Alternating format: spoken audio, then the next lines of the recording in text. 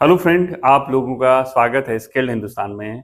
आज हम एक और इंटरेस्टिंग वीडियो के बारे में बात करेंगे। मेरे पीछे आप क्या देख रहे हैं? मोटर देख रहे हैं, एक एमसीबी देख रहे हैं, कॉन्ट्रैक्टर देख रहे हैं। अक्सर जब हम इंटरव्यू में जाते हैं तो कुछ चीजें होती हैं, हमारे से पूछ ली जाती हैं और हमें उसका बारे में पता नहीं होता और हम इन छोटी छोटी चीजों की वजह से रिजेक्ट हो जाते हैं।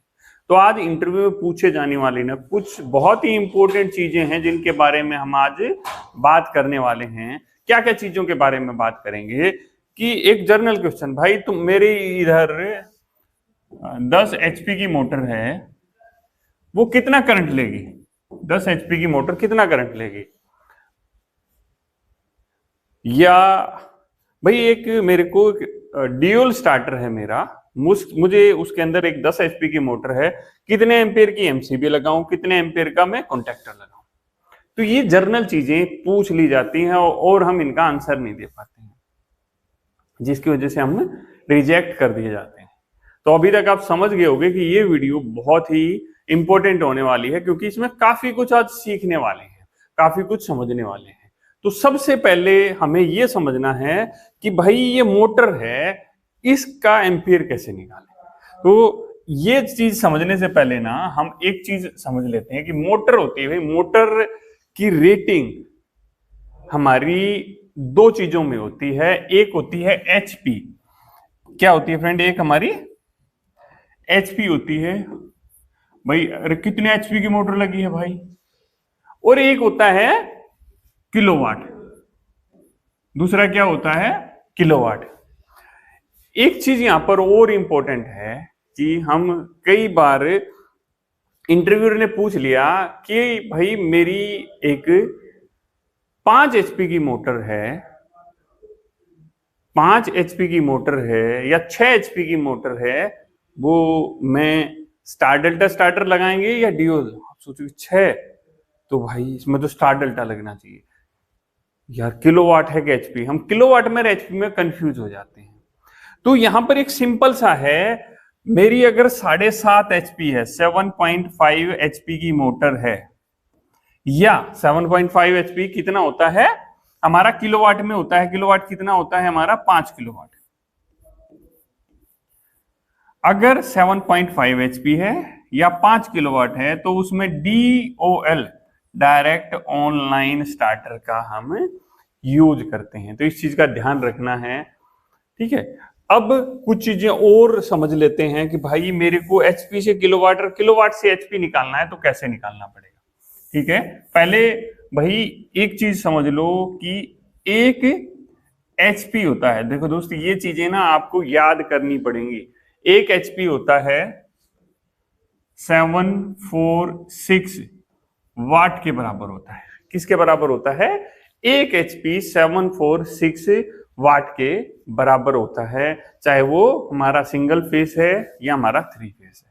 ऐसा नहीं कि 3 फेस में कितना होगा, सिंगल फेस में कितना होगा, यहां पर भी हम कंफ्यूज हो जाते हैं। तो हमारा एक एचपी 746 वाट हमारा होता है, ठीक है जी, ये समझ लिया।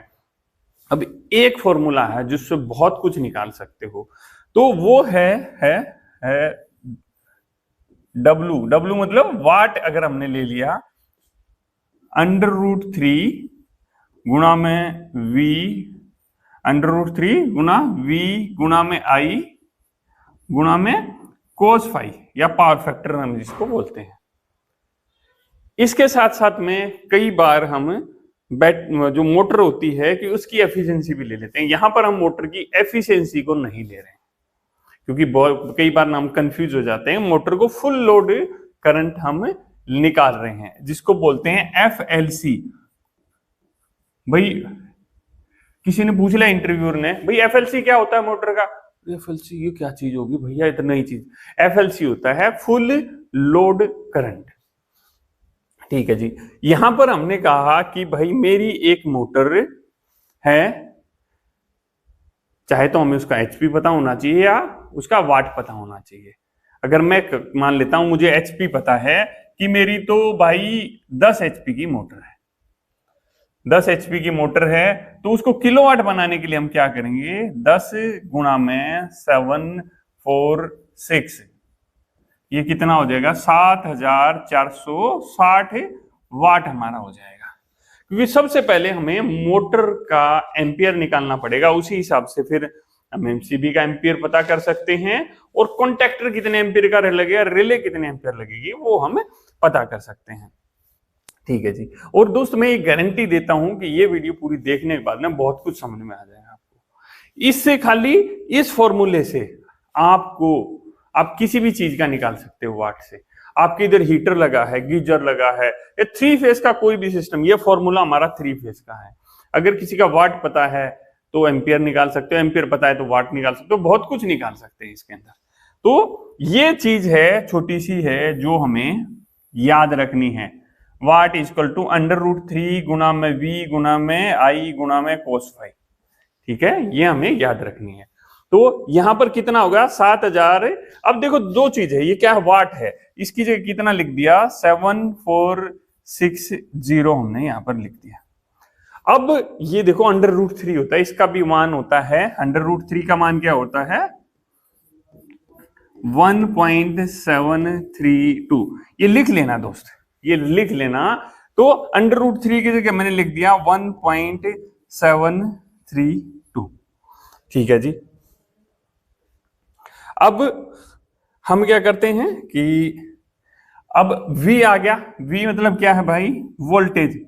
अगर मेरे इधर 3 फेस है तो दोस्त 415 वोल्टेज होता है, √3 लगाया तो हमने 415 वोल्टेज हम इसमें ले लेते हैं।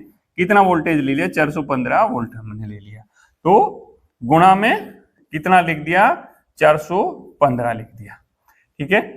अब I क्या है जी, I हमें पता नहीं है तो I की जगह I लिख देंगे। और पावर फैक्टर क्या है, पावर फैक्टर चाहे तो हमें पता हो, कोई बता दे भाई इतना है, नहीं है तो हम क्या करते हैं 0.8 जो पावर फैक्टर होता है हमारा नॉर्मल, वो हम ले लेते हैं। इतना हमने ले लिया है। अब हमें क्या करना है, इसको कैलकुलेट करना है, इसको जोड़ घटा गुणा करना है।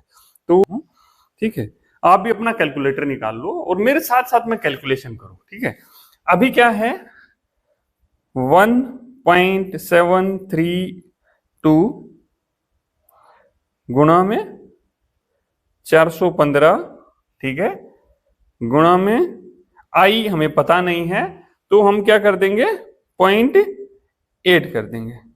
तो ये कितना आ जाएगा, ये आ गया हमारा 7460 बराबर है। अगर यहां पर ये किलोवाट होता तो हम क्या करते, यहां पर बटे में 1000 कर देते, इसको 1000 से फिर भाग भी हमें करना होता। बट अगर नहीं है तो ये बढ़िया है, ये आ गया हमारा 575.0 पॉइंट समथिंग आ रखा है, गुणा में आई हमने लिख दिया। ठीक है, इतना आ गया है हमारा। अभी हमें क्या करना है कि हम आई को इधर रहने देते हैं, आई को इधर रहने देते हैं, और जब ये आई के साथ गुणा हो रखा है, जब ये बराबर के निशान के दूसरी तरफ जाता है ना तो भाग हो जाता है। तो क्या हो गया, आई बराबर है 7460, ये वाली वैल्यू थी, भाग में 575।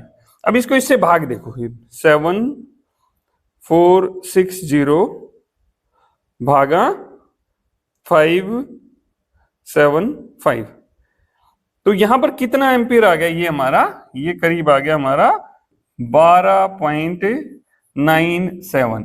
तो आप क्या रख सकते हो कि भाई मेरी जो 10 HP की मोटर है करीब 13 एम्पीयर करंट लेती है। कितना लेती है, 13 एम्पीयर करंट लेती है। ये क्या है, फुल लोड करंट है। कितना है हमारा 13 एम्पीयर।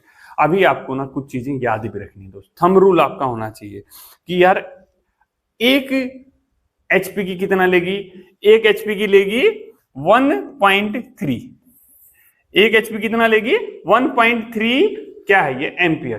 ठीक है जी। मैंने कहा भाई अगर 15 HP है तो आपने याद रख लिया 1.3 है, तो आपने फटाफट फोन निकाला 1.3 गुणा में 15, सर 19.5 लेगी सर। अरे भाई ठीक है 19.5 लेगी तो भैया 5 एम्पियर की 5 HP है। अब ये 10 HP थी, 5 HP कितना लेगी, कोई दिक्कत नहीं है सर।